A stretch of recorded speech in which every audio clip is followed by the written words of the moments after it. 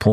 si që dim domethënë me shfaqjen e mediave sociale, secili prej nesh e ka mundësinë me kriju një faqe, një llogari në këto media dhe me plasu informacione të ndryshme. Njëkohësisht me hap faqe të tilla duke i dhënë domethënë në titull, duke i emërtuar ato edhe me prapashtesa si news, info, gazeta e të tjera, dhe kjo e ka në një farë forme ja ka marrë autoritetin e informacionit gazetarit edhe medias kredibile, domethënë ka kriju një mjegull informative në media sociale. Çka janë gjeturat kryesore te raporti? Po për rastin e fundit ne kemi bërë një hulumtim që çush ka raportu Russia Today dhe Sputnik News në gjuhën serbe, sepse ata veprojnë në Ballkanin Perëndimor në këtë gjuhë me idenë që kjo gjuha më e shtrirë në Ballkanin Perëndimor dhe arrin më shumë audiencë, po target audienca aty mbetet komuniteti serb këtu. Domthoni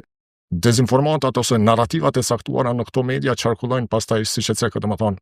në mediat e afërta me pushtetin në Serbi dhe amplifikohen në një formë të tillë që deportojnë edhe arrin te komuniteti serb, sepse gjatë takimeve që kemi me ata mbeten gjithmonë besnik ndaj këtyre tabloideve të Serbisë dhe nuk shohin alternativë tjetër gjatë marrjes së informacioneve. E ka pas narrativa kryesore që ndërlidhen kryesisht me listën serbe, me komunitetin serb këtu, domethënë duke ngritë si lista serbe është subjekti vetëm politik serb në Kosovë, pa listën serbe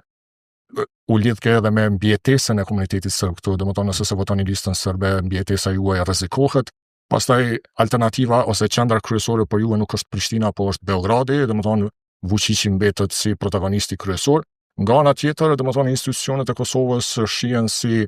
e keqja për serbët, kryeministri në detyrë Albin Kurti është antagonisti në këtë rast ndaj komunitetit serb, të cilin domethënë në një farë forme e shohin si e keqja kryesore domethënë për komunitetin serb që i dëmton edhe e pamundson mbijetesën e tyre në Kosovë.